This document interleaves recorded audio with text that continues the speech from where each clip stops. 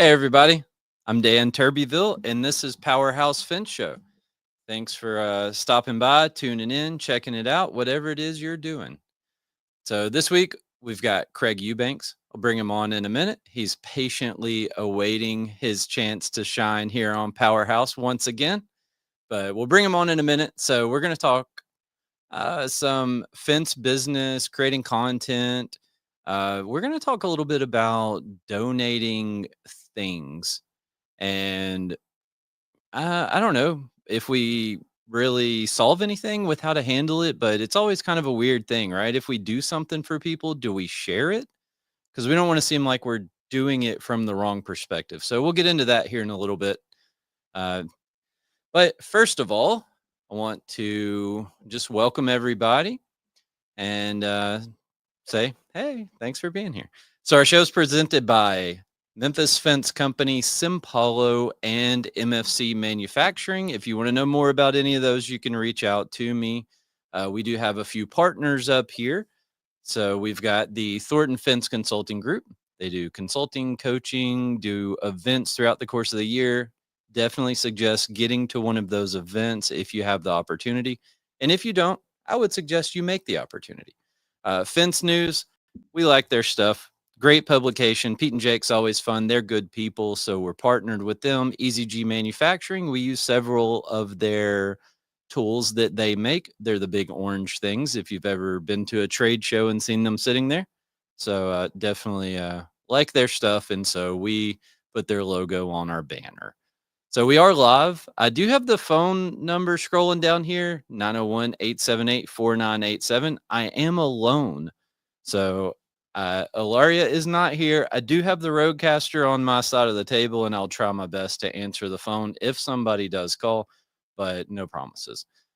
Thanks everybody who tunes in. I appreciate it. It's what we do it for. We're here to try to deliver some sort of meaningful content to you, and hopefully we do that on occasion. If you have any ideas of anything you want us to talk about, any guests, anything like that, feel free to shoot that over to us.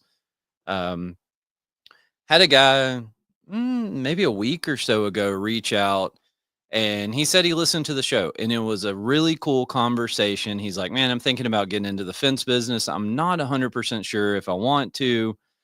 He said, I've been listening to your show, and he reached out. He called Memphis Fence Company and got in touch with me.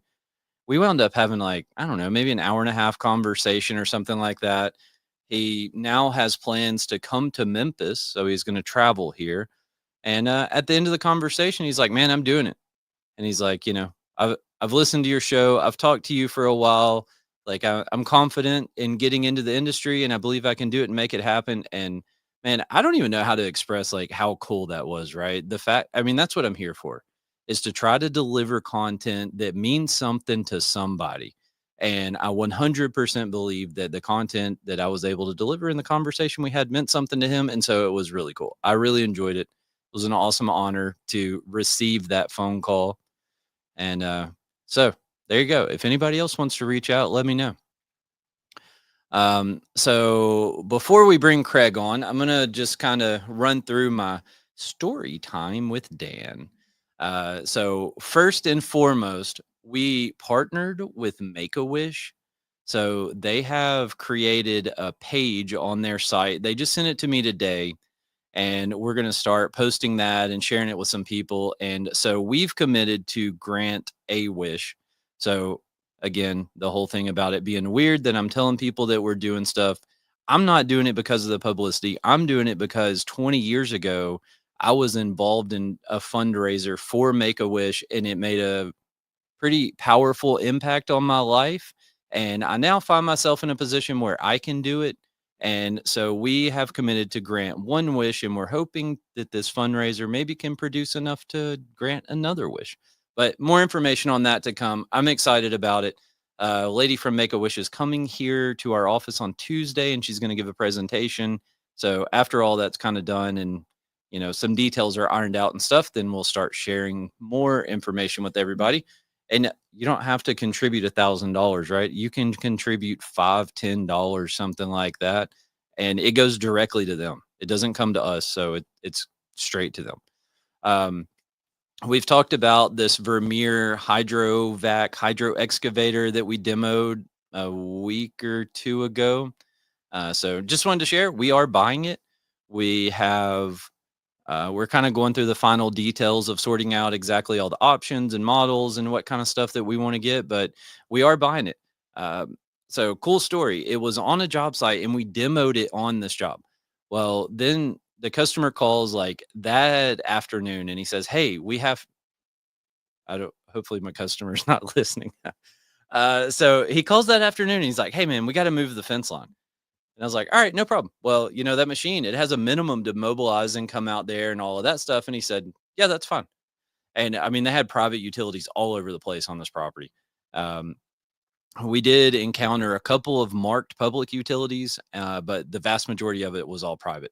So by doing this and using the hydro excavator, hydrovac, whatever you want to call it, I sent him some pictures of two or three of the holes that we dug, and we hit conduit down in the holes where they had run private electric or whatever it is. And I said, "There you go, man. That's why we had to do it." But anyway, his reaction was like, "Man, money well spent." Right. And so after that whole encounter, like that really sealed the deal for me whenever I was like, "Hey, we got to bring it back because of all of this stuff." And he said, "Okay, cool, do it." And so he didn't balk at it or anything else. And hopefully some more people do that. All right. So I'm done. I'm going to bring on Craig and I'm going to take a nap and let him talk. Whoa, whoa, whoa, whoa. Wait a minute. First, we have a comment. So let's see. Oh, Ilaria says the audio's working. Awesome. Uh, y'all thank Dan for oh, I guess I can show it, huh? Y'all thank Dan for being brave and staying out at work, even though Memphis has been flooding. Yeah, the weather's been crazy, man. So Definitely. we've been talking about that some. So Craig, thanks for being here, man. I appreciate you taking time out of your day to come hang out with me. I need to just like keep scooching over so I'm actually in the center of this camera. And then if I swap to that one, I'm to scooch the other way. You need to have like the X where you're told to sit and Yeah. be perfect. Yeah. But Well, I think so, when it's full screen, it's okay. Like I shift around a little bit, but whenever mhm. we split it like this, it kind of gets a little wonky. And then I've been fiddling around with this thing trying to get it to work and I can't get the stupid square to go away. I love that angle though. Isn't that cool? I love At that least we like know where top your face down. is. Huh? I said, now we know where your face is. Yeah. I love There that he like is. top down kind of behind the scenes type shot, and that's really Yeah, cool to me. But anyway, that's I'm cool. just gonna stick to one, man. I'm gonna get this one. I'm gonna sit where it can see me, and we'll go. Okay. All right. Well, I definitely appreciate you being here, man. Super cool. Yeah. Um, I know everybody's busy right now. Y'all have also been getting some weather and crazy things like that going on up there. hmm It's been So it's been a little insane up here, yeah. but Hmm. we're getting through it, right? Yeah. Yeah. So I saw. I think I shared some videos with you earlier where a tornado went through Selmer, Tennessee, just east of us, and I mean did some pretty serious destruction over there. And then one was in over in eastern Arkansas, just on the other side of the Mississippi River from us yesterday, and also did a lot of just damage over there. So thoughts and prayers go out to everybody who's been affected by these storms. And hmm there are more storms going on right now. I was watching the radar right before I came down here to make sure that I didn't need to leave. I am kind of in the basement, so hopefully I'll be okay. Yeah, So are you? I mean, all those storms are coming right through this way too, Yeah. because that's what I think we had. We had one person that they know of that could possibly have lost their life last night. Um, but then there was another guy that picked up a live telephone wire, or not telephone, but a live power wire. And then apparently Jeez, he obviously didn't come out the right side of that. But that didn't work out well. no, no. Yeah, that's And crazy, man. What yeah, aren't you supposed to like if one falls by your car, aren't you supposed to just like stay in the car and just yes, wait for somebody to come like yes, rescue you basically? yes. Yeah. But you know what's weird is, um, well, Gary and Karen O'Neill, Mhm. um, they got struck by lightning driving in their car. Like It like literally came down and lit their car up, and they survived, obviously. But I That's was like, crazy. I thought you weren't supposed to get, shocked in there because of the rubber tires and everything. But no, Yeah. it doesn't matter.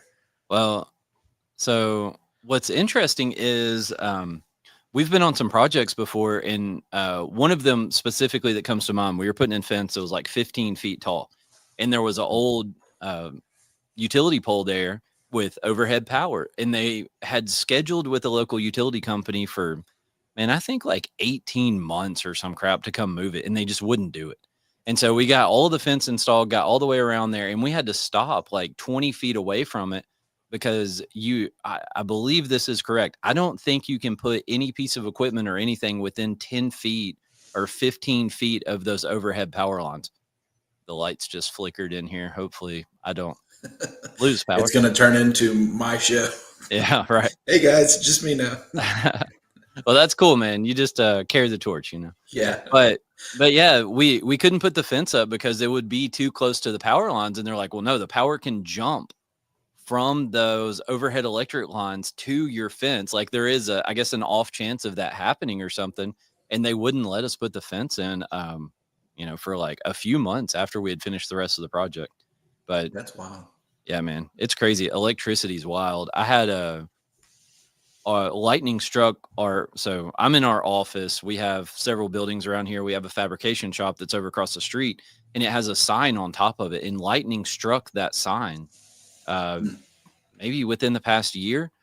But what was crazy is when I watched it on camera, you could see, obviously it was raining and the ground was wet and everything, but you could see something run across the ground. And then, so it was somehow like the electricity went all the way through the building and ran out across the street, and you could see like a little trail going.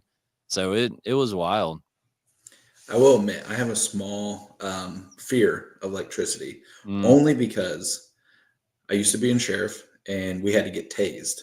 Oh yeah. And if you've ever been tased, it is not fun. And it is like the worst feeling ever. And I'm like, all right, I'm good with electricity, not doing that. Right. So, Alex yeah. Harris, thanks for stopping by, man, and calling us amazing. I don't know. Someone's lying. Yeah. When I was a kid, my dad bought I don't know, we were at like a gun show or something like that, and he bought one of those little, Stun guns. stun guns. Yeah, not even a taser. Thank you. And so after you use it, you have to discharge it. So like the next thing it touches is gonna shock it, right? Yeah. And so we all freaking sat around like the rest of the night doing that and then discharging it on ourselves. I was like, what in the world? That's crazy. It was a really fun night. I guess. But that's awesome. Anyway, so for the past few weeks, did you have anything else about that before we move on? No. Okay. I was ready for you, man. I'm just sitting back. It's time for me to just sit back and let all the questions come. It's your time to relax, huh? Yeah. All right. So here on Powerhouse Fence Show for the last few weeks, we've been talking about accounting and finances and things like that, and kind of building, laying the foundation, right, for kind of really like knowing your numbers and what to get into and how to start. Mm-hmm. And so, what kind of accounting system do you use? Well, we didn't even introduce you. Should we introduce you? No, this is Craig Eubanks, Fence Guy Friday podcast, and Eubanks Fencing. I can't say that word. I'm sorry. I know. I'm sorry. I remember talking about this, and you were like, "No, can't do it." Right. All right. And so Eubanks Fence. I tried. You're like, well. I don't know. I'm weird about that, man. A lot of people say it, and that's cool. Nothing against anybody, obviously. But all right. So if you don't know Craig, you can go over to Fence Guy Friday and you can tune in there and you can learn all about Craig and what he does and who he is. So I think in a nutshell, you mentioned earlier, you used to be a sheriff, right? Yeah. Got into the fence business. Now you're a fence guy. Now I'm a fence guy. Right. And so, and how long ago? We started in 2018. 2018? Yeah. All right. And was that full-time or did you start just part-time then? No, we went all in right off the bat. We had done, I say we because it was me and my cousin at the time. Mm. We had done fencing growing up with our uncles. His stepdad did it. So and then we kind of did that, and then we both ventured off, did our own thing, and then he was wanting to start a company and had multiple ideas, and then he was like, "Hey, what do you think about getting back into fence? Not fencing, fence." Right. And I was like, "Yeah, man, let's do it." So and then because I felt comfortable doing that, Yeah. so then we got back into it, and then since then now I bought them out, and I think this is year 3, I believe, Mm. since I bought them out. So back in like yeah. 21, 22, something like that. Yeah, somewhere around there. 22, I think. Yeah. All Yeah. right. So we'll talk a little bit more about your fence company here in a little while, if that's cool with you. But at least now Absolutely. the good people listening know who you are and know Yeah. how you got here. And we'll also talk about Fence Guy Friday here in a little bit too. But first of all, because this is a hot topic, I would maybe push one of these sound effect buttons if I knew what any of them did, and I'm not going to push them all. But hold on, I know what this one does. There you go. Sounds like So a very the accounting stuff. So in your years of experience now, what kind of accounting system have you landed on? What are you using? pretty much the best. So we use QuickBooks Online for all of our stuff. And then honestly, I still do some stuff on Excel spreadsheets and things, from job costs and things like that. But pretty much everything goes through QuickBooks for us, QuickBooks Online. Yeah. So when you're doing your job costing on Excel spreadsheets, are you taking the data out of QuickBooks and putting it into an Excel spreadsheet? No. Okay. Nope. All right. I'm just looking at it and I'm like, all right, here we go. We're good. So, Okay. yeah. All right. I feel like So, now you can do that, I'm guessing. well, Are you so about to get into that? I guess the question was really, are you manually doing that, right? Are you manually like opening QuickBooks and then opening Excel and looking at it and like, okay, we spent this much money on material for this job. Let me put that in my Excel spreadsheet. No. Okay. No. Okay. Do you want me All to right. tell you what we do? If you want, All right. you're the guest, So man. whenever we go, like let's say whatever we're doing Mrs. Jones' house. So all I do is obviously I run numbers for material, what it's going to cost labor wise. And then on the Excel spreadsheet, I do all that. And then I get obviously our margins and all that. And then because we went to using subs starting January 1. Mm-hmm. So now I know exactly what I'm going to make every single job. Where Yeah. previously, you got to worry about how many gas stations they stop at, how many times they do this, how many times, and your margins are all over the place because it may take them 5 days and it was scheduled for 3. Right. So we put everything, or I put everything on there. And then the only thing I really do in QuickBooks, to be honest, is whenever it gives you the little notification that you spent money, Yeah. then I just put those in the boxes that it's supposed to go into. And then obviously the deposits do the same thing. So that what you're talking about is kind of like the automation and AI type stuff that's going on inside QuickBooks Online. Yeah. Right. And so it just remembers, right? It remembers, oh, you spent money at XYZ place. And so it remembers the last time you did it, you told it to go into, material cost or whatever. Right. And so like then it starts suggesting that, right? Mm-hmm. And so I'll be real honest. I have a few sets of books in QuickBooks Online and I have not done anything with them in way longer than we'll talk about today. But I did before the show last week. I went on QuickBooks website and I looked and they had like all of these AI things that they were talking about. And so now I'm kind of curious to see what they've got going with that. I know nothing about it, but so how hard is it to classify dollars that you spend? Not very hard. Okay. At least And I would say. how hard is it to enter the transactions into QuickBooks? Takes about 30 seconds, maybe. Yeah, right. I mean, probably less than that, to be honest. So they, especially if I'm on a roll, I'm energized mm-hmm, and I'm like, boom, boom, boom. right. But yeah, So there you go, people. If you've listened and you've been on the fence about QuickBooks or some other accounting software, you hear it firsthand right now. It's super easy to do, right? But it really probably took easy. you a little bit to get it set up and to kind of figure out what's going on, though. Yeah. Yeah. Well, and to be honest, at first, not at first, I'll say whenever I took over the company completely, I got with my accountants and the same people that do my taxes every year. Mm, And they kind of showed me some things and then they made sure things were in right, we'll call them buckets. yeah. So, and then that's what now it just completely, it's all there. It's like, and most of the time it does, put it in the right category, but there are times that you have to like, I mean, you definitely want to double check Hmm. because believe it or not, sometimes computers mess up. So you're like, all right, hold on. That's not, gas does not go in materials. Oh, So yeah. Yeah. yeah. Yeah, because it like looks at the name of the transaction, right? So Mhm. it's tied into your bank accounts and your credit cards and all of that stuff. And so it sees the name of the vendor wherever you spend money. And Yeah. so then it just rolls, it basically guesses based on the name, right? Yeah. Um, but yeah, it's super easy. You just go in there and start clicking around and it does the thing. Yeah. So someone from Orlando Hinge Company says Craig's a dancer. Yeah, we forgot to talk about that in the introduction that was super professional. Yeah, it was great. Uh, Now let's just clarify that's not dancing for dollars or anything like that.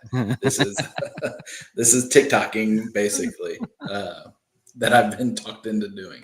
So yeah, there's a couple videos floating around out there on Facebook and YouTube right now. don't worry, there's more to come. We did several dances that day. Yeah. Yeah, So Alex Harris says QuickBooks Online here as well, combined with Job Nimbus, and it's amazing. So that goes even a step further, right? Because now hmm, he's tying Job Nimbus into QuickBooks Online, and so it's automatically moving stuff back and yeah, forth. So yeah, to me, that's a huge deal, right? I like to enter a customer's name once, and I like to enter you know, all of the numbers that go along with the job. I really want to enter them one time. I don't want to have to bounce around all over the place. Uh, kind of back to the question about you, are you manually taking things from QuickBooks into Excel, right? So, mhm. so when you started, what were you using? Like, how long did it take you to go from using a notepad and a calculator, for your accounting, or just turning in the receipts? How long did it take you to get to actually using QuickBooks and having, some accounting system set up? Let's just say, let's say our first year when I went to our accountant, it was a disaster, and it was like they're like, you don't have this, this, and this, and this, and I was like, I needed all that. So I'm like, I got this big box of receipts that we tried to keep, but, and then that's because we didn't use QuickBooks at first.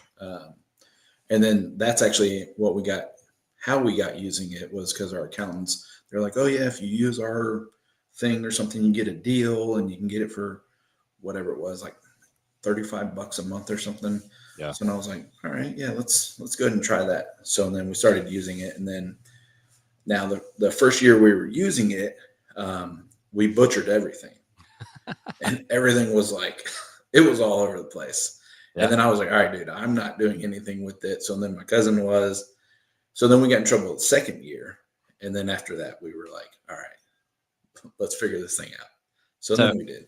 I think it's an awesome progression though, right? So you went through one year with nothing. The accountants were like, hey, you need something. And you went and got something and you started using it, even though you were using it wrong, you Yeah, still were using it. So I mean, to me, you did right, you know?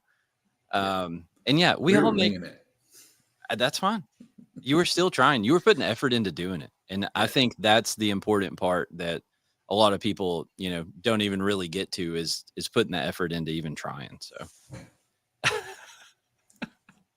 that's me switching cameras. yeah, right. I'm real mad. This one has the stupid square on it, man.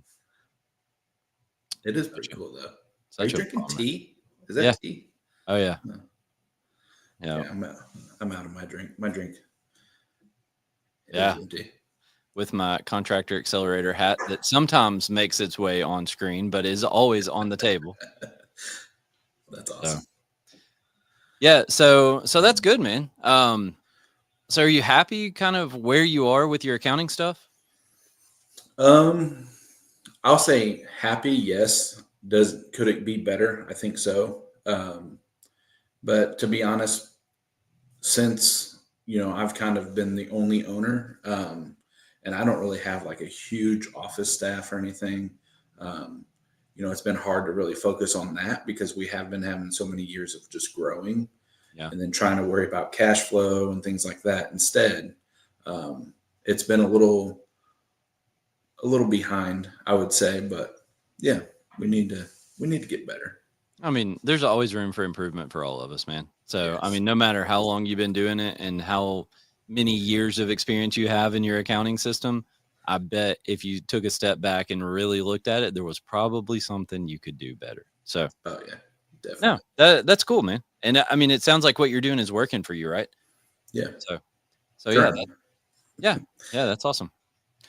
So, did you have anything else on that one? No. All right, on to topic number 2. Dun dun dun dun. Oh, the one button I know. So, how are you handling the current climate with material cost increases and different things like that going on? You got any secret sauce? No, just rolling. Yeah. That's my secret. Yep. Honestly, I was super worried about it. I'll be honest, Mm, and because everybody's been talking about it since one day in January. Um, so everyone's been, this is going to happen. This is going to happen. Suppliers are nervous. They're nervous.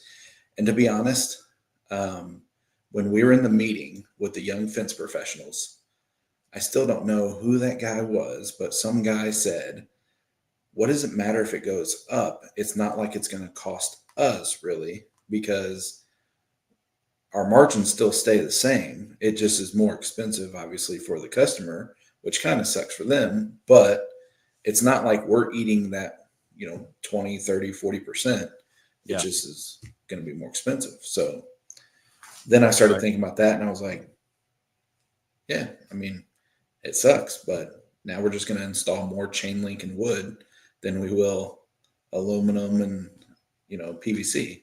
Right. So, So, actually, I think if your margin is a percentage, then your dollar margin per job would increase, right? Well, if it's a result of your cost of goods sold because your material cost goes up. So, mhm. um, yeah, yeah. So, did we talk about the how everybody's racing on the same track? What in that meeting? No. Are you talking about me and you? Yeah. Yeah, me and you. Um, oh yeah, yeah. Well, we did, I think Okay. Yeah. earlier on the phone, but not like here. Okay. Yeah. So we used to race dirt track, right?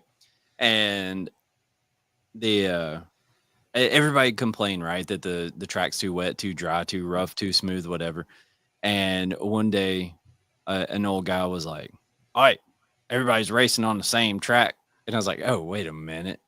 And like that, that's man, that's probably been 18 years ago or something that I heard that. And it's for some reason that has stuck with me ever since. And it's like, we're all racing on the same track. When we have a trouble hiring people, guess what? The guy down the road's having trouble hiring people too, because we're all racing on the same track. Mhm.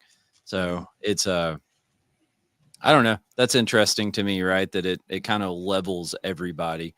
But yeah, so Well, let me say this though on that. mm, You are always going to have those guys that think that they have, the best crew chief, and over there, everyone's coming to work there. mm, Everyone's, we're selling way more than you are, mhm, but you're in the same market and you're like, I know you're not because we bid on the same jobs and you're not getting those.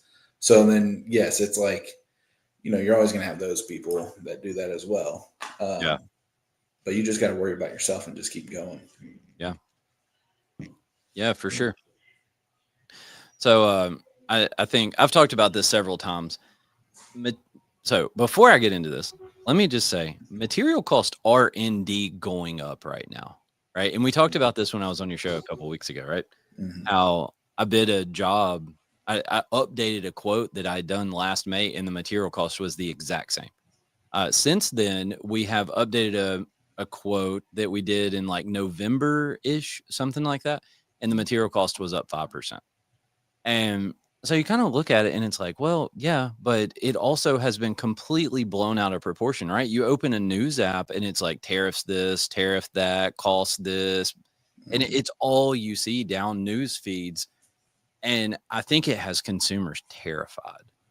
Yeah. So I think, and I really think we just do like you said and just keep going. We Yeah. don't sit here and talk about it and make a big deal out of it.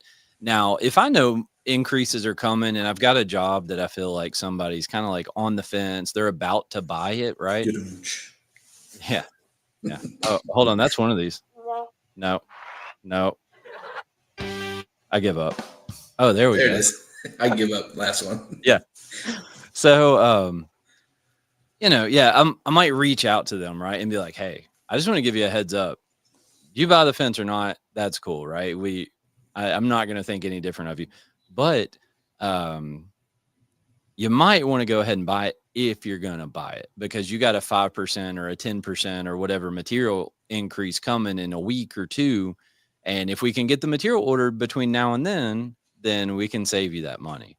And man, that's such a hard thing though, because so many, like, I feel like if I do that, I'm just coming across as being pushy. And what really my intention is that I'm trying to look out for them. We've already talked about the whole margin thing, right? My margin is going to be the same percentage no matter what the material cost make is.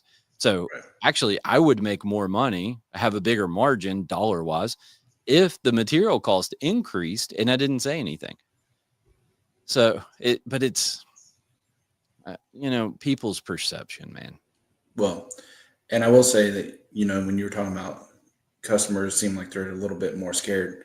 Um, I think last year, to be honest, I think we maybe had 3 people finance all year long. Yeah. And then this year, I would guarantee you we've had at least 10 to 15 already this year. Oh, wow. That's interesting too. Yeah, I know. And I was like, man, that's crazy that it's been up that much. And I mean, every time I look at the thing, I'm like, now it's to a point where we have to check it daily Mhm. because I don't get like a notification if somebody file or applies for their whatever financing. Right. So then we have to check it daily because it's like there'll be new name pop up, boom, boom, boom, which Right. is good because then I'm like, all right, well, I know that they're going with us because they can only go with us if they finance through it. Right. So yeah, it's been interesting in that way. Yeah. Have you gotten any feedback as to any reasoning behind that? Not really, but and the thing is, because you may not believe this, but I'm not a pushy guy. Yeah. So when I go out there, because I go out and still sell jobs. So when I go out there, I'm like, hey, look, like this is what's going to happen. You're going to get emails asking you or telling you that I came out here and stuff. And I tell them everything. And I really don't push financing. Hmm. And then now if somebody asks me, because I don't want to ever like upset someone and make it seem like I think that, they're financing because maybe they think I think whatever. That yeah, exactly. I'm like, they think that I think that we Right. think, but that they don't have money for the fence. Yeah. So because you will get people that get offended by it, Yeah. and so I just don't bring it up until they do, and Isn't then that a weird thing? You know what we started doing? Man, this was back some years ago. We did this for a little bit. And when we delivered the estimate, we would have the price on there. And then we would maybe put like one or two options for monthly payments. yeah, And so maybe we'd put like $350 for 48 months or whatever the options were. And mhm, just if anybody said anything, it's like, oh, that we just put that on every estimate, right? It doesn't matter who it is. yeah. But it is strange though that people kind of will be like, "What? You think I can't afford it?" Like, Yeah. no, I'm just offering what we offer, man. Like, why Listen, are we so talking about wood fence if you're Mr. Richie Pants? Like, let's put in some friggin' fancy pants ornamental. yeah, Like, get out of here. let's put some steel fencing up around here. Like, what are you thinking? Yeah. No, I will say this too, though, and now that you say that, because we use Contractor Accelerator, Mhm. and they do have a little button, not a button, it's words, but it's a link, so the customer can click on that to see, and it says, payments could be as low as blah, blah, blah per month. So Yeah. maybe that's like, people are more like, oh, well, let me check that out. Because Mhm. I do, when people bring it up, I still do say, I look at financing like this. You're still getting the fence that you want, but you can still go on vacation because you're not draining your bank account. So it's up to you on if you want to wait a little bit for that vacation. Now, obviously, if I'm at like a $4 million house, I'm like, all right, I'm pretty sure you guys can do this. Right. So, but that's what I always tell people. Yeah. So, Yeah, for sure. And I don't know, man. To me, a lot of people that have a $4 million house, like, yeah, they're okay. But also a lot of people that have a $4 million house, like, you know, they can't afford to go out and eat once a month either because yeah, they're just paying notes on everything. So, yeah, um, yeah. so we have a comment from Alex Harris from, like, I don't know, 40 minutes ago now or something. The Sorry, more Alex. time you spend worrying about the competition, the less time you're spending getting better. Well Yeah, said, sir. yep. Oh, also, we have another one. Let's go ahead and hit this one on time. We offer financing to every customer. Let me tell you about our awesome finance offers if you're interested. You'd be surprised how many people will let us or how many will use it. Yeah. I Yeah, think a lot of it is like, to me, a lot of times it's about the interest rate. Right? If you have a reasonable interest rate and I'm like, "Oh, I can keep this money and, maybe put it back for a rainy day or use it for something else," like you said, vacation or, something along those lines and finance it, then, I'll kind of go through that mental process, right? yeah. Um, so what do you do if you give someone a quote, they sign the contract, and then you go to order the material a week or 2 or 3 later, and the material cost is up? How do you handle that situation? So this goes back to networking and making sure you build good relationships. I've talked to our suppliers about that, and they have all told me that whenever I send a quote and they give me material costs or whenever it is, they will offer that same price whenever the person says yes or pays for it. Oh, wow. Um, So, like, indefinitely? yeah, I mean, one of my suppliers says that with all this talk of tariffs and stuff, they don't see their stuff raising at all. And I'm like, What? I feel like it's going to move a little bit. Are they buying stuff from people? Your Buying stuff? supplier? They're No, I don't know if I can they're say who they are. reselling some products though, right? What do you mean by reselling? Like if you want some Lock& and Knox hinges, right? Or Uh, some Orlando Hinge Company hinges or whatever, the and you go Swan to hinge, which is a great hinge to use. if you go to your supplier that you're talking about and you say, "Hey, I wanna get a box of these," and their cost has gone up on, from whoever they're buying it from, then they're not passing that along? Not that one. Hmm, My other interesting. local one, which is a really big one, most people use. Um, they're definitely raising, Yeah, yeah, but the other one, not so much. So I'm interesting. like, man, you guys must have huge margins Right, to be right. able to eat all So they're this. Like, they're ma they're making so much money, it doesn't matter. That's yeah, crazy. they're like, eh. Yeah. Like, okay, man. So, So, Alex says they finance 25% of their revenue. wow, That's crazy. that is insane. That is a I lot. I'd be curious to know who they use for financing. So, you don't have to put it in the comments, Alex. You can, like, text it to me or Yeah, something if you someone want, likes but it. yeah.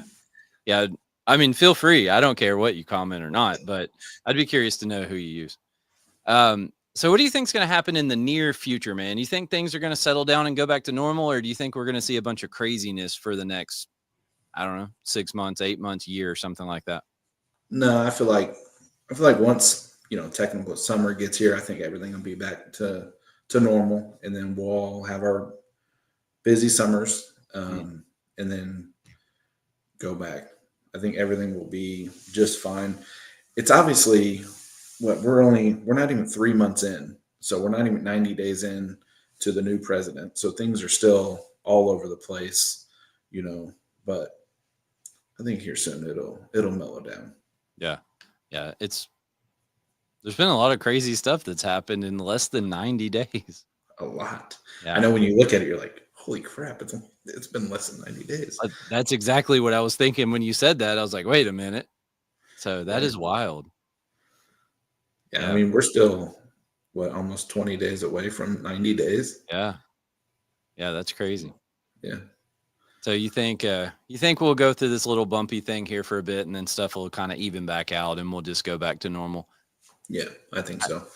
I think at some point, if people want a fence, they're going to buy a fence, right? And Mhm. so what I think happens, and there's plenty of people in the world that are smarter than me, so take this for what it's worth. What I think happens is I think it's goes back to what we were talking about, right? Where all the media all just like a bunch of buzzards, right? They just circle Mhm. around on this thing and start talking about it, and everybody freaks out. And then I think people quit clicking on it. And I think when they quit clicking on it and they quit reading about it, they're like, "Oh, I need a fence. I'm gonna buy a fence." Right. And Mhm. so I think we kind of have this like initial shock of stuff. And then from there, it kind of just pitters out a little bit, and it calms down. Yeah, Um, but again, who knows?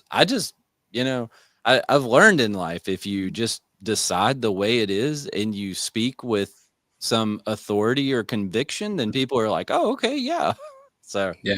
that was an example of that. I just decided that's what it is. I have no evidence. Susan K. Worley stopped by and she says, "Roles reversed." Love it. I always love how she puts "Hey y'all," and I try to always Yep. say it like "Hey y'all," like how Oh, she says it. But yeah, sorry. what's up, Susan? Dan didn't do it. Sorry, Susan. Maybe next time on Craig's show. Yeah, We'll do a better job than me. yeah. It's all right. So have you made any changes to the way that you're bidding or like your quotes or anything like that as a result of the climate? Uh, no, Okay. no, not really at all. Honestly, I've never been asked that, so I'm like, should I? But no, I mean, like I said, January 1st, we changed a lot of things up.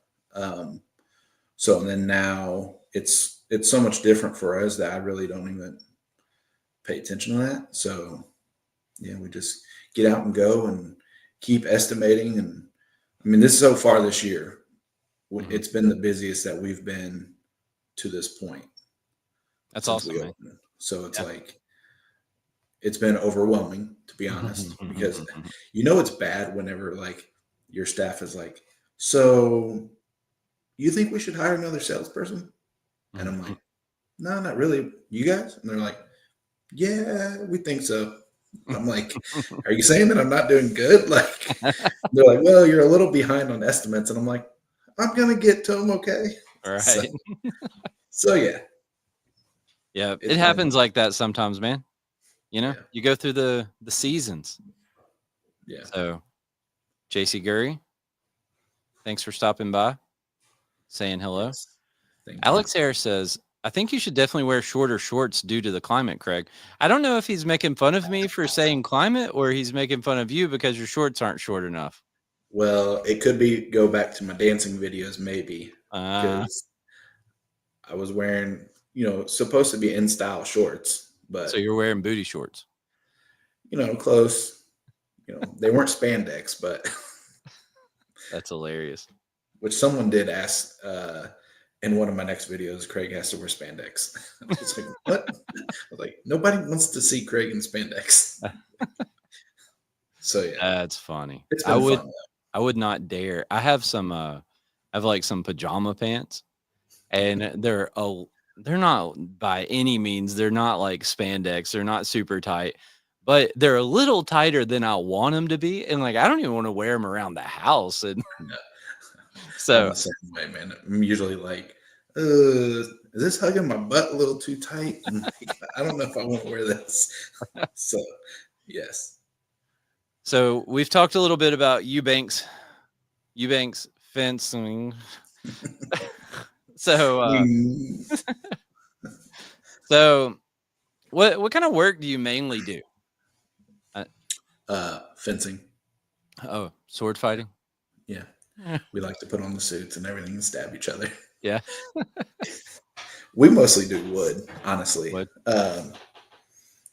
It's funny though, because whenever you and I talked about those questions, Mm. um, I go through and I finish out my day, and not kidding, I swear every estimate after that was PVC. Oh, really? And I was like, well, that's weird. I haven't had a PVC in probably all year. Mm. And then now everyone's like, oh, yeah, I want 8 foot. I literally have to quote 4 foot, 6 foot, and 8 foot. Mm. And I'm like, what are the chances of that? So, Yeah. yeah. But we mostly do wood. And then I would say aluminum and chain link for us are probably like, neck and neck. Mm. And then PVC's last for sure. Yeah. Yeah. Is that because it's not a big market there?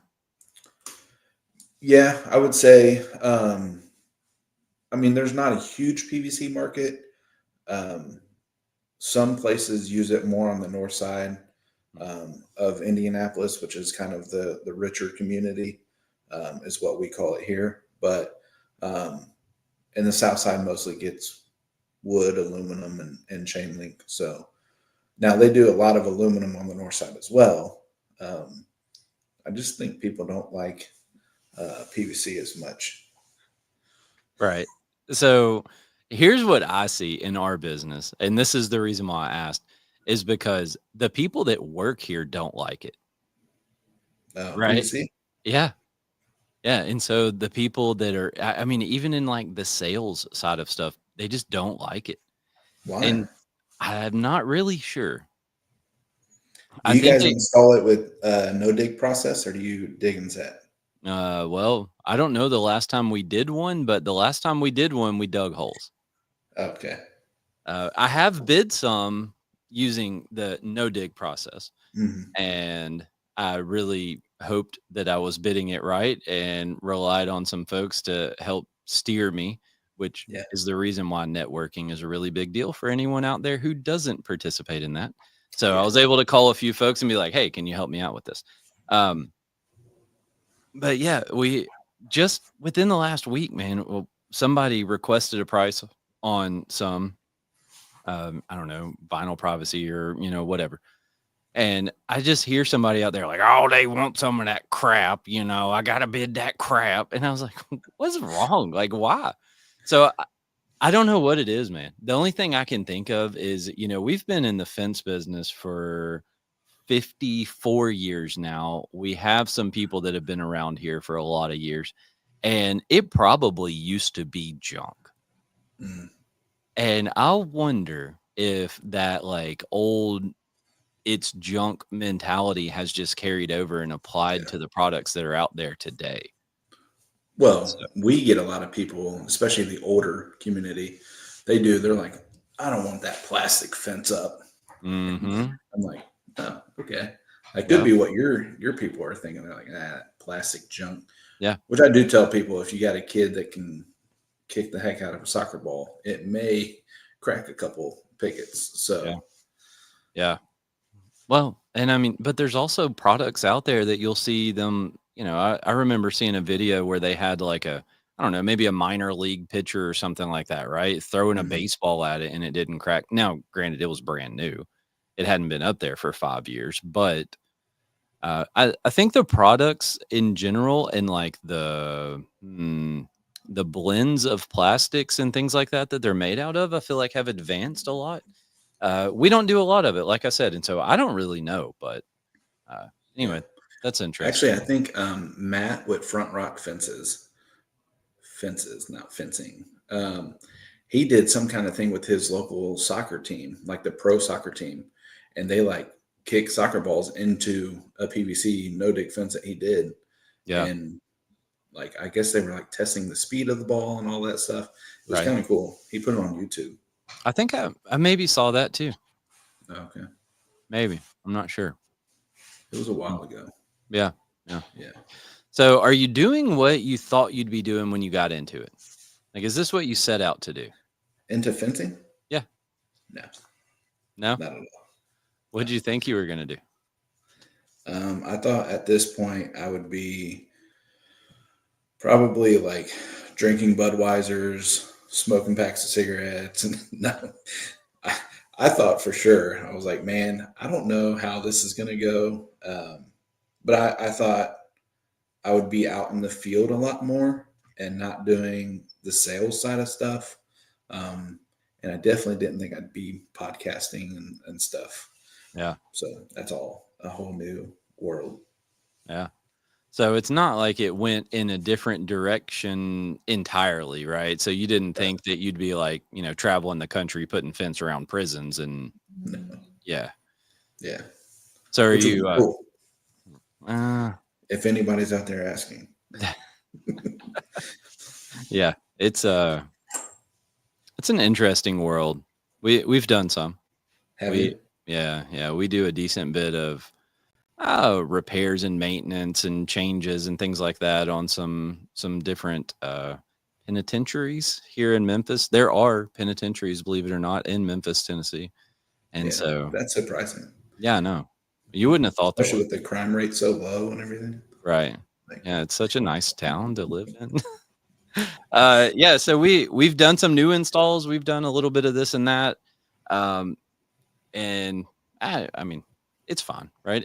It is fence, but mhm. it's man, when you get into stacking, a dozen rolls of razor ribbon on top of each other and doing all of that stuff, like it gets a little hairy.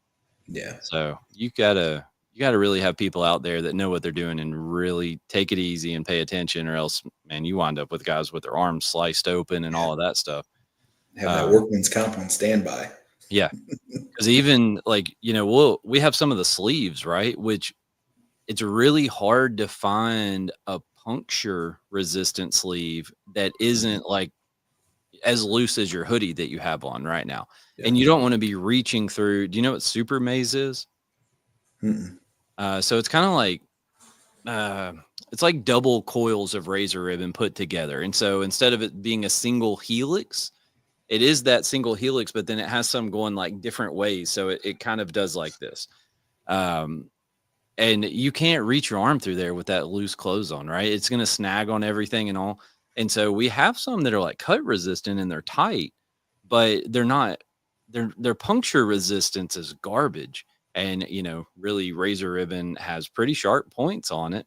Yeah. Uh, so Just a little even yeah, bit. yeah. So even at that, man, you just got to have folks that really watch what they're doing and take their time.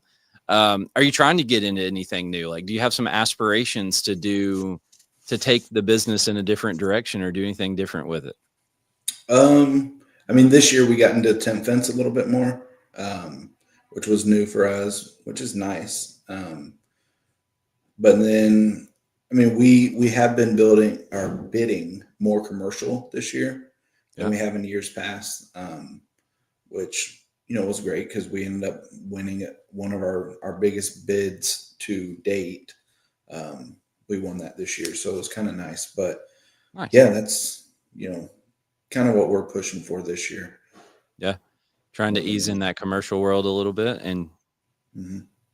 yeah. Yeah, I don't want to get in over our head right off the bat, so I'm trying to.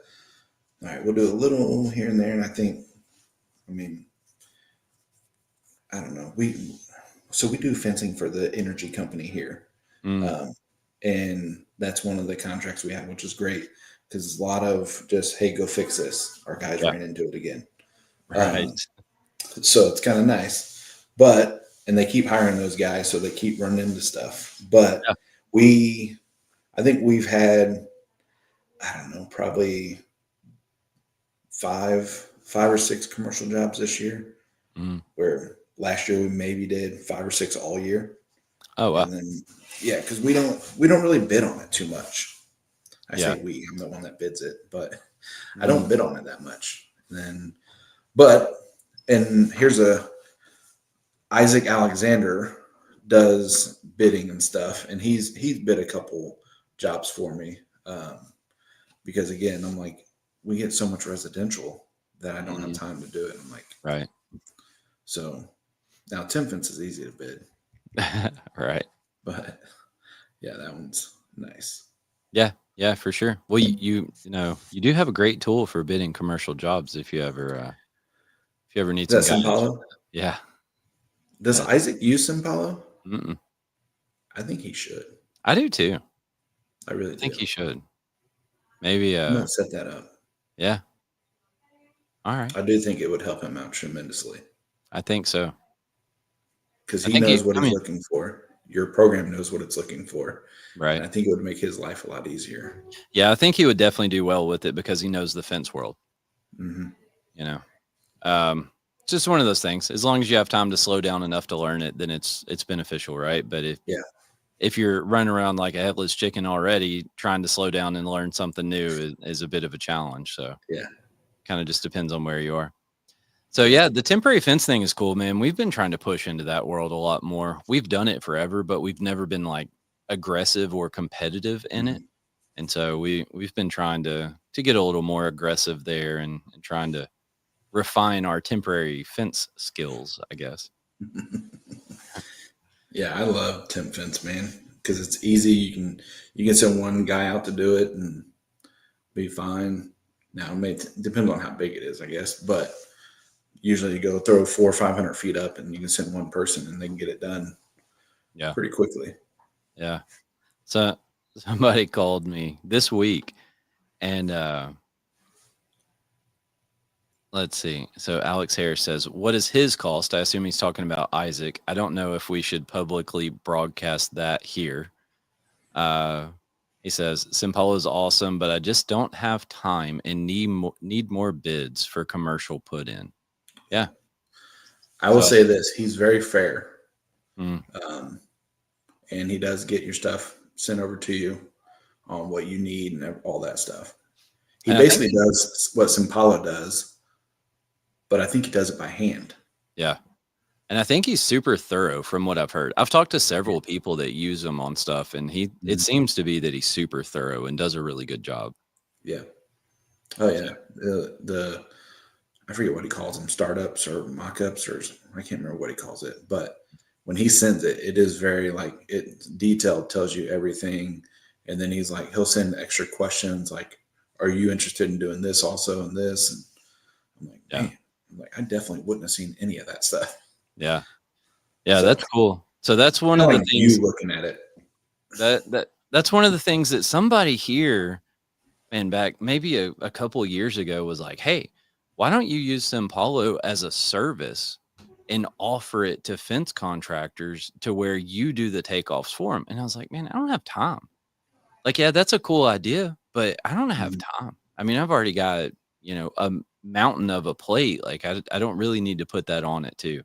Right. Um, but no, I think it's useful. And I mean, I think, like I said, from what I hear, he does a good job. I have talked to people about what he charges and things like that. And I would agree. I Mhm. think he does it very fairly. So yeah, But I'll say this, and I'm sure Isaac wouldn't care, but you win a decent commercial job, and it probably pays for him for the whole year. right. So if that puts it in perspective of what he charges, Mm. but I told him you might need to charge a little more. Oh, He's like, "No, gosh. I'm good." I was like, all right. Well, just charge everybody else a little more, not Yeah, me. I did say that. I was Yeah. like, I'm just, yeah. All right. But, So you do Fence Guy Friday. We talked about that a little bit earlier. So mhm. you want to give us a brief how you got into that kind of recap? Yeah. Um, so if you guys haven't heard, I started Fence Guy Friday as a joke. So at first, I was doing videos because when you go to homeowners or whoever is looking for a fence, typically they ask you the same questions over and over. So we were doing Facebook reels and stuff, and like telling people like, hey, this is what if you do this, whatever, we do this, and blah blah blah. Well, so then one day, because we get monetized through Facebook, and they ask you to do these little tasks or whatever, and one of them was make reels. So then I make a reel, and I'm like, hey, now we're going to take a second to thank our sponsors. And then I played a cricket sound, and I was like, I'm just kidding. We're not that cool. Oh, no. Sorry. That's not it. No. But it's with that same thing. I don't know if I even have it. Can you hear mine? No. No. All No, right. it's not. Anyway. But so I played that, and then it kind of went semi-viral, and people started calling and saying, "Hey, like I seen your video. That's awesome. We want to sponsor you." Which, to be honest, the first one was Contractor Accelerator, Yeah. and they were like, "We want to be involved." And I was like, "You realize it's not a podcast, right?" And then they're like, "Well, it is now." And I'm Yeah. like, "Okay." So that's how Fence Guy Friday started, and then I went through and started doing videos with it, and then now I think we're over 800 subscribers on YouTube now, which I felt like was pretty cool. Like, Nice. it's growing so much, and then um, and now I'm doing other random things on there like dancing and um, doing videos like that. So, and we also we do semi commercials for people, just to try to be funny, lighten the mood, but also explain what their product is. Because we're going to be releasing one here soon of Mosher, the Mm, measuring tool, and I feel like it's pretty funny, but it also gets the point across. So, yeah. So but I'd like to add something to your story there. okay, So Craig calls me and he's like, "Hey, I got somebody that wants to sponsor my show. I don't know how much to charge him." I was like, "Dude, you're asking the wrong guy. I've never had a sponsor. I don't know." I I did it you one were my time. first call, Yeah, and I I was did like, it "Well, one dang, that didn't help." I did it one time and I was like, "Here's Dan's sponsor." And I like pulled my wallet out and I was like, "That's it." I don't um yeah, so that was pretty funny. I was like, "Man, I have a little sheet that I made up one time. I'll send that to you. I have no idea if it's anything Mhm. right or wrong or what." I was like, "But you might want to ask somebody else, sir." And Yeah. then so Amanda from Contractor Accelerator also calls me and I was like, "I don't know." Well, what's funny is because then her and I talked, and I was like, I'm gonna be honest, I don't know what to charge. Like, I haven't done this, like, it's brand new. And she's like, "Well, I called Dan." And I'm like, "So did I." And she was like, "You did?" And I was like, "Yeah." So we did end up basing it off your price. Oh, really? Yeah. Nice. And then that's how everybody is off that same price. So yeah, Dang. You didn't give me no commission on there. it's coming. Oh, okay. It's in the Yeah. checks in Yeah. the mail. Yeah. I don't know. Mail's crazy. Yeah. Tornadoes and stuff. Right, right, right. COVID, Yeah. It happens. right. Well, that's cool, But man. yeah. So y'all both called the guy who knew nothing about it, and it wound up working out anyway. So that's awesome. Yeah. Ended up being a deal. And yeah, I use that for everybody. So it's like, all right, cool. Which I Nice. think now we have seven sponsors. I think. Yeah, yeah. I know you keep adding new ones. I know. Like every other week, I see you put a new one on there. I'm like, hey. I mean, people. I don't know. People like to. I think they like to be involved with it, and then when I tell them what we do for them, with doing like the funny videos and stuff as well, Yeah, I think they like to see it. And then sometimes I told them they can use it as well if they wanted to use it for any kind of marketing or stuff. So you right. start wearing short shorts and spandex and stuff, people will come. Yeah. No, I think I'll just keep doing what I'm doing. I'll leave all that stuff up to you, man. Yeah. I'm not nearly creative enough to do those things. So I'm Well, more of a, I don't know, more of a data facts kind of guy. I'm not real creative minded like that. yeah. I have. I'm gonna do one for Fence GPT, and I think that it's gonna be pretty funny. But it's funny in my head. I got to run it by some other people and like, hey, what do you think? Usually, I tell my kids and my wife, and they're like, "That's not funny." I'm like, all right, we won't do that one then. So That's so how many yeah. times do you like come up with the one that you're going to do for Fence GPT? Like how many different versions of that do you pitch to people before you get one that you actually do? Well, honestly, that was a bad example because that one it was the first Oh, one. I was like, man, what if we did this and this?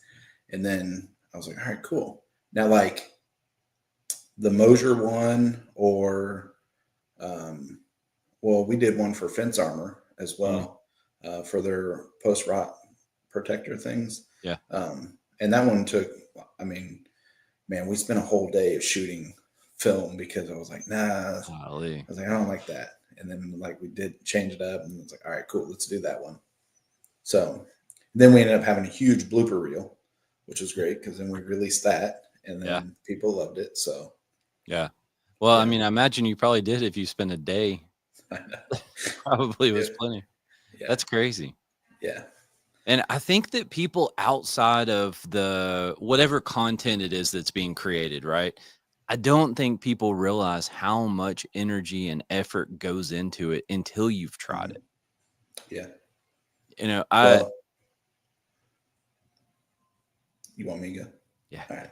go ahead. Michael Whitaker said it the best because he was like, when doing that and selling fence, obviously, you can't have a bad day because you got to bring the energy all the Mm, time. yeah. And if you don't, then you're gonna suck at it. Right. So, and I'm like, dang man. And he's like, so like every Friday, you got to bring the energy. Mhm. You can't look like you had a bad day. And I was like, Mhm. man, that's a lot. Like, especially if my day sucks, and then I got to come on here like, Yeah. hey. No. So It's yeah, challenging for sure. That's I was actually talking to somebody about that the other day and I was like, "Man, you got to flip a switch." Right? It hmm doesn't matter what pissed you off so bad 10 minutes before you hit go live, like, you gotta flip that switch and you gotta be who you need to be. And I yeah, try to be the same person, like, here, hmm if you meet me in person, like, "Hey, this is me," right? I'm not putting on a persona. right, Um, right, but even, like, to get back to my normal level, right? If you get hmm mad or you're sad or whatever's going on, like, you gotta get to that level, yeah, and it's hard. it But is. man, we started back a few years ago. So I did something not quite like your Fence Guy Friday thing, right? But what I did was I started making some videos, and there's like two, maybe three videos on the Memphis Fence YouTube page from 5 years ago or something like that. And I was like, you know what? I'm going to make some videos because I want to educate these consumers, right? I'm so tired of people talking about cedar fence. And I'm like, okay, do you realize how many different types of wood you're talking about when you say the word cedar? And odds are, if you think of all the beneficial, like, natural rot resistant and insect resistant and all of that stuff, like, you're probably talking about Western red cedar, right? But Yeah, there's a whole array of cedar out there. And, we'd get beat on these jobs, and it's like, well, you quoted cedar and they quoted cedar. Well, okay, but, it's different. And so I just kind of got tired of going through that type of stuff, right? And that's yeah, whenever I decided to make a video. And I made a video about cedar. Well, what I had to do was I had to make a script. And then I had to get somebody to hold the camera and to hold the script, and we had to go around and shoot in multiple locations and do all this, and then I had to edit it. And I was like, "Man, you make a 4 or 5 minute long video and, like, you got 15 hours involved in doing that." hmm And so that's when I really started to kinda realize it, right? And I think I made a Simpalo video before we went to the first maybe before we went to Fence Tech in Oklahoma City, so a little bit over 2 years ago. I think I made that video, and we went and it was just like recording my screen, right? There's no words even in it. It's just screen recording, and, like, I edited it all and sped stuff up and kinda did, transitions, and there's, like in the bottom left-hand corner of it, well, I guess it'd be this side for y'all. There's, there's like a little thing that has like chapters almost, right? And they turn yellow as it goes from different ones. And I spent like 6 hours making this little 4 minute long video. And I mean, it's just madness. Um, it and so is. what it did was it really made me appreciate the people that make movies that you watch. hmm And I was like, you see the cast scrolling at the end of it, and it's like, yeah, that's a lot of people. And you know what? Those people probably worked on that for like a year. Solid. And so it's wild how much goes into it. I mean, you know, this isn't too Well, bad to like sit down and go live, but no, I yeah. will say though that or I transitioned our old office manager, Jessica. We transitioned her. She is now full time social media Fence Guy Friday, Yeah. Eubanks Fencing, all that. She only does all of our social media. Yeah. So, and she does all of my videos, all the little flyers, thumbnails on YouTube, all that stuff, full time. So, Awesome. and which we obviously end up hiring another office staff, but Right. yeah, so it was great because she does an awesome job, Mm-hmm. but yeah, and to go back to what you're saying, I'm like, hey, you got that video done yet? And she's like, I can always tell when there's like a pause Mm-hmm. and she doesn't say anything. I'm like, it's all right. You can just wait till tomorrow or whatever. Right. I can tell she's like, you don't know how long this takes. Like, It's and a I'm like, I don't. Well, I So will tell you, it's a pain in the butt, right? And yeah. it takes a long time. But yeah, no, your intro, Hmm. right? We talked about that a couple weeks ago. Your intro, and you're like, "Oh yeah, she made it," and I was like, "Man, that's awesome! Like, you want to make me one?" Wait So until you see the new one. yeah, yeah, She killed the new one. Like yeah, it's great. And like it shows the city of Indianapolis at the beginning and like there's so much to it. And then I was like, man, like, and I told her because she even helped design, some other stuff with our Fence Guy podcast hmm website. She helped design that because she's very picky on color schemes and fonts and all that. yeah, So, because Alex and them were like, man, we need to hire her. Like, if you ever like want to let her go, like send her to us. And I was like, yeah, no, dude. Like, so yeah. yeah. That's awesome, man. So we were just talking about Isaac Alexander Yeah, for we 5 or 10 minutes, and here he is. You missed it, Isaac. Ah, man, we talked about you. All good things. All Don't good things. worry, he'll go listen to the podcast and he can hear it then. Which actually, hey, Isaac, you need to reach out to Alex Harris. And Yeah, then also you need to reach out to Dan about Sao Paulo. yeah. I So think it'll be Alex good. Harris is possibly interested in using some of your services. And then we just decided that you need to see Sao Paulo. Definitely. It'll So be good. I promise you. I won't lead you the wrong way. so you've been creating all this content and everything. And I know you've been talking about these YouTube watch hours, right? Like you take all your devices and TVs in your house and you put them on YouTube at night when you go to sleep. And so you've been trying to get all these watch hours. And what are you working towards with all of that? All right. So for the record, we don't do that. I wish that my kids would, but they won't do it. But so the plan is, and you kind of talked about it at the beginning of the show when I wasn't allowed in yet, but that we're going to take the You're money. over in the corner. Yeah. I'm like over here, like raising my hand, like, hey. Oh, hold on. There you go. Now we're like looking at each other. Yeah. But when you get a certain amount of watch hours, you start getting monetized on YouTube, which we already have exceeded the part for followers or subscribers. So once we start getting monetized on there, we're going to use that money to start building fence for customers in need for free. Mm, So then, and I know it's kind of like you said, like it's like a weird thing to advertise because then it's like, hey, help me get paid, mm-hmm. but then we're going to use it for a good thing. So Mm, then I don't know. It's just kind of weird, but and honestly, these dance videos, mm. they're kind of like they're getting a lot of watch time. So So you're I'm like, just here's the funniest thing about it, right? So me and my oldest, we do a video and it gets over 10,000 views or whatever. And I was like, and I ended up gaining, I think, 44 subscribers off that one video. wow. So then I tell my daughter, and I'm like, how awkward is it for the 44 people that subscribe to our dance video when they go to look at the rest of the content and it's like all about fence? Like, they don't know what they just did. They're just like, oh, this is cool. Like, this fat dad is dancing, and I'm going to subscribe to this.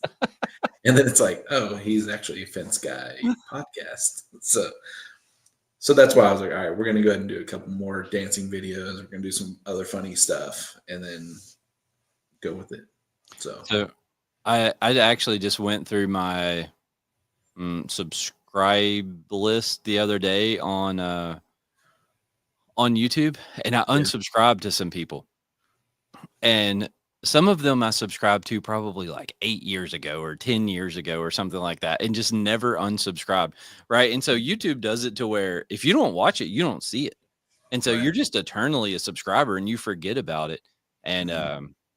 there was I turned on notifications in general for one reason, and that's when I went through and turned notifications off for every subscription, right? Except for like 2. Hold Was it one of mine? no. I don't Would know you if hear a tornado? I thought I heard the tornado siren going off, Oh but my I gosh. don't think it is. You're like, hold on. Do we need to cancel? All right, all right. So, yeah, so that's the cool thing, right? For you is that like once they subscribe, odds of them unsubscribing are probably pretty slim, right? Right. So I think you probably are gonna hold on to the at least a lot of the subscribers, Yeah. uh, but It who knows? does. Like when we got to 800, I noticed it, and then like it would go down to like 799, then it'd go like Mm, 801, then it was like 798, and then it'd go like 803, which I don't know what it's at now, but I assume it's probably around 803, 805. yeah. But Um, yeah, so all right, let's talk about this. Hold on, I'm gonna go see if I'm subscribed to you. Let's talk about this whole giving stuff away thing, right? And doing yeah, things for people. Boom. Now you got 804 subscribers. boom, But hold on, let working me our turn way. the I gotta turn the notifications off. Uh Oh, you don't want to see it? oh, I will see it, but I don't want my phone going ding ding ding Ding. ding. Craig's live. Right. He's got another So dancing video. so let's talk about this giving stuff away thing because we talked about this a little bit earlier today. And one of the crazy things about that is like we do something to help people, right? Mhm. So I told you I haven't talked about it here on the show at all, but I told you we did a fence for a church down in like South Memphis, and they called and they said, "Hey, we have some parents that have volunteered. We've got some kids that are trying to play soccer. We're trying to get like a little league going, a few teams, all of this stuff, but we don't have any money, right? We can't afford to put a fence in." So me, I'm like, "All right, this is important." Right. There's a lot of crime. There's a lot of poverty in Memphis. And a lot of that starts when kids are kids. And, Mhm. they kind of step into that world then and they follow that path. And I said, if we can give the kids something positive to do and something to keep them busy, like, yeah, I'm down to do that. Right. And so we did this fence for them and for free. And I mean, I haven't talked about it here. We haven't posted it anywhere. We haven't done anything like that. In fact, just like 2 days ago, one of the guys in the office found out that we did it because they didn't even know that we did it. Right. So it's kind of a weird thing, right? Because I don't want to publish it and post it and do all this stuff and it be like we're trying to brag about it Right. or like we did it for the views or we did it for the publicity or anything else because we really did it for the right reason. Mhm. But on the flip side, I feel like if I do post about it, then maybe I could motivate someone else to do the same thing, right? That's the only reason that I would publish it is be like, hey, we did this thing. It was awesome. We helped out. We were able to help them get what they need. And you, hey, maybe if you're in a position where you could do the same thing or given the opportunity, maybe you should think about it. And so, like, from that perspective, I would like to share it with people, but it's a real Mhm. catch 22, man. It really is. So, It's go ahead. Go ahead. Finish. go, no, you go. Well, that's what we kind of talked about was it's very difficult because the same reason, like you don't want people to think that you're like trying to do it so you can get other people to call you and like, hey, that company, they donate to people that need it in churches. Like we're going to use them when really you just want to spread good vibes Yeah.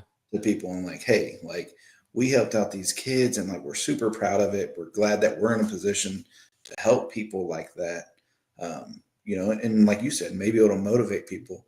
The thing that I worry about is that it may motivate other people that aren't really like maybe have the funds, but they're like, oh, Right. well, maybe we tell Memphis Fence Company that, we need it too, and they'll Yeah. help us. And yeah, so it's very hard and touchy on how to approach it, Mhm. which is crazy. It's a tough spot to be in, man, so Yeah. I don't know if any listeners out there have any comments or suggestions or anything because I I don't I'll speak for both of us, right? I don't think that we have the answer, and I don't think we know the proper path to take Yeah. because there's a lot of things, right? You're juggling a lot of things going on. And I hadn't even thought about the perspective of like, man, they see that we did it for one person and next thing you know, 10 more people call me. Mhm. And it's really hard to say, like, when someone calls and they have a compelling story and they're trying to do things to help the community or to help whatever, it's really hard to just be like, no, I'm not doing it. Yeah. Right. I struggle with that. Um, Well, then it's like, do you send in covert ops to like attend the church to see if it's really in need and stuff? Like right. the pastor up there, like, well, we tricked Memphis Fence Company. They're building us a fence. Like, Right. Yeah. everybody pray for Jesus.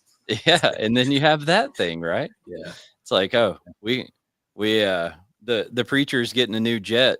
Man, I heard a crazy story about a preacher that this guy locked the congregation in the building. And Oh, he said, everybody in here has to give $20 to get out. And he said, if you're standing on the stage with me, you got to give $100. And dude locked the doors to the sanctuary and would not let people out. And it was like yeah. 1,500 people in the church. And so now I heard, I don't know if it's true or not, but I heard that he's been charged with like 1,500 counts of kidnapping or, Yeah. something Criminal along those lines. confinement. Yeah. Well, I That's guess it's not crazy. kidnapping because they weren't all kids, but I don't know. I heard he's been charged with something, but Yeah. man, that's wild.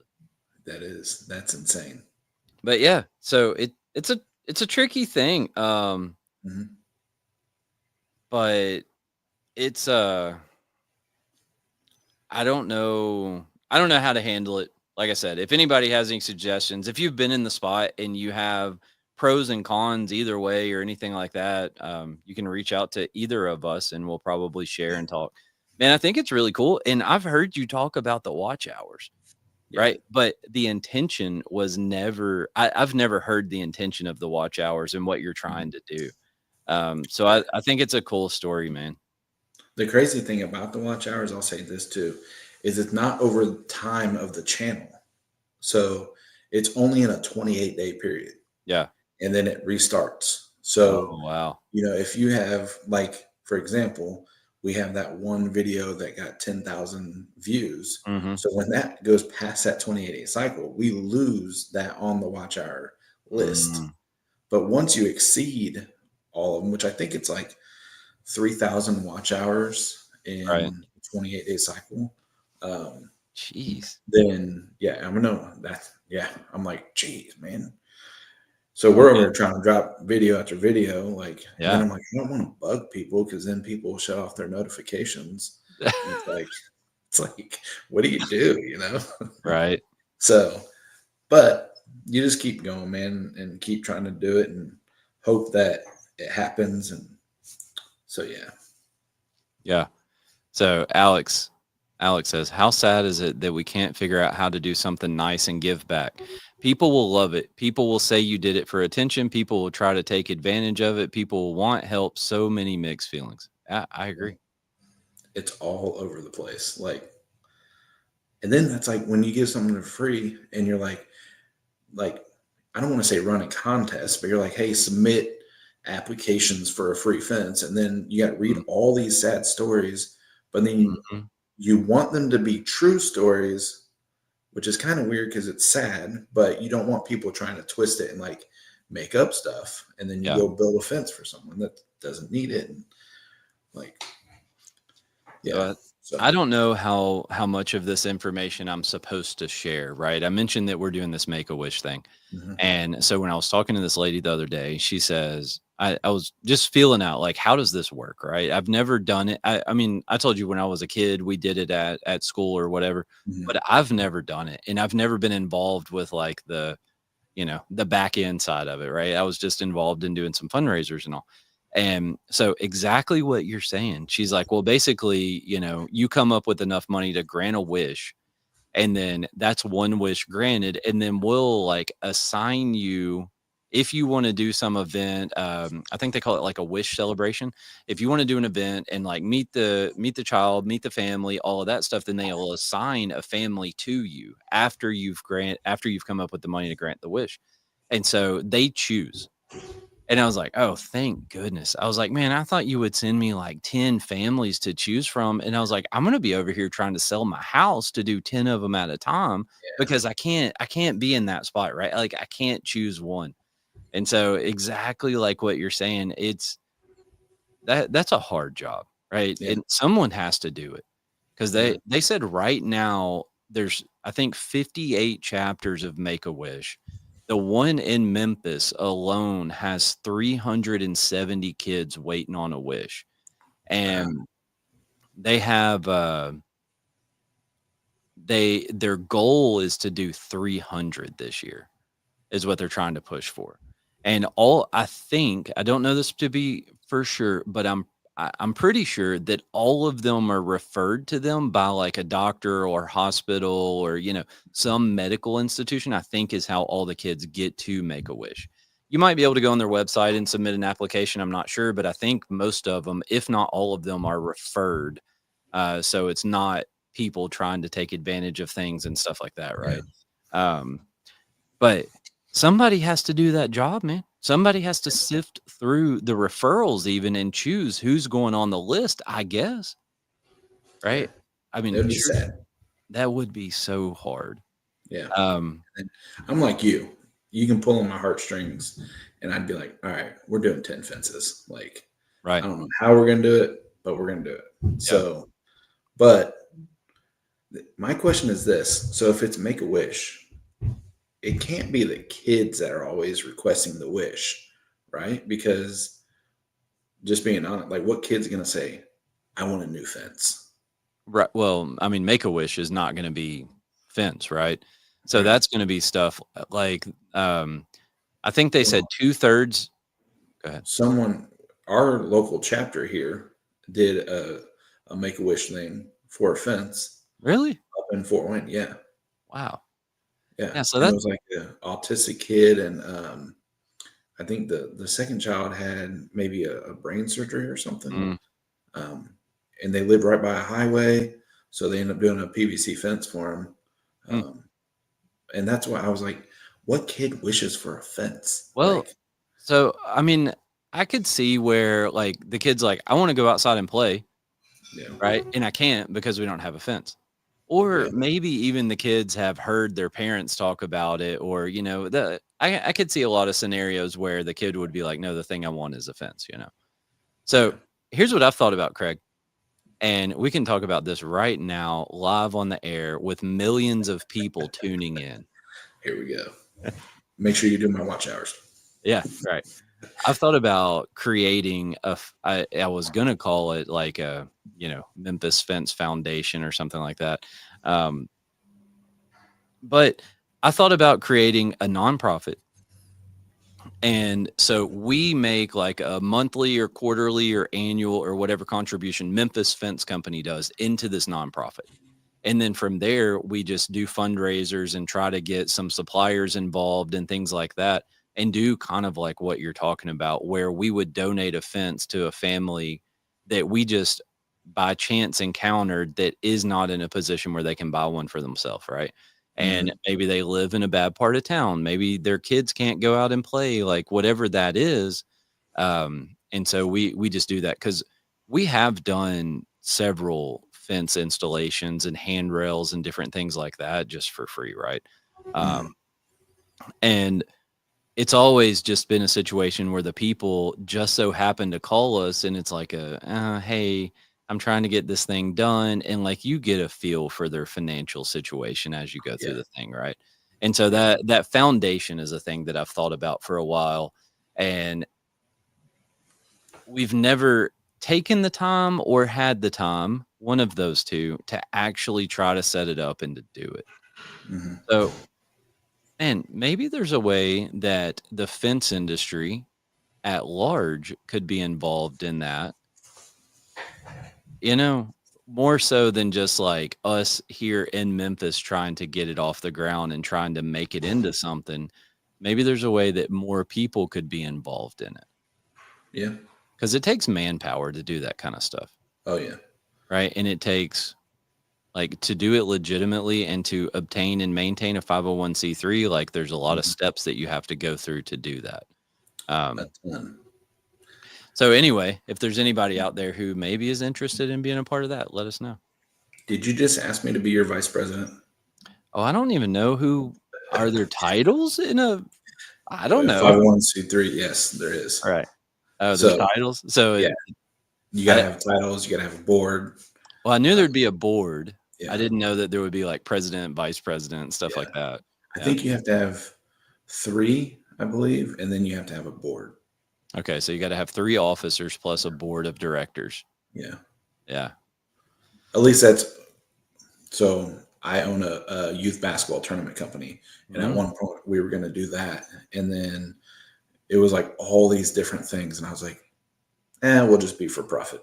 Yeah. So right. It's like, easier. Yeah. I was like, you don't have to do all this paperwork or nothing. So yeah, I don't. Cool. Yeah. Yeah, I don't know, man. I think there's a lot of ways that people can give back on an individual basis, right? And do little things. And it doesn't have to be that you're putting in a whole fence and you're granting wishes and you're doing stuff like that. You know, I mean, I don't know, you could buy somebody lunch or, I mean, you can do little stuff too, right? That means something to somebody. But anyway, so my wife texted me and said, hey, there's a big storm headed towards you. You might want to get out of there. That's funny. So, and we have been here for an hour and a half, so I think we'll probably wrap it up, man. Yeah, that's a good show. Yeah. Hour and a half. Yeah, for sure. Well, I was going to say, imagine the watch hours you can get on that bad boy. Yeah. 1. Do people do that on your podcast all the time where like when you're live where they like come by and say, hey, and then they're gone instantly? Yeah, there is. It's funny too though, because like it tracks certain places, but not all. Because like you can have some people watching on YouTube, but it won't track it on there. Yep. And then you'll have people watching on your Facebook, and then yes, it's up and down constantly, and it's hard to keep track of it and stuff. And that's why I always go back to the views, because I'm like, okay, they viewed it at some point. Yeah. So yeah. I know it is weird because sometimes you'll see like, so the host has a little icon up here that says how many people are watching and things like that.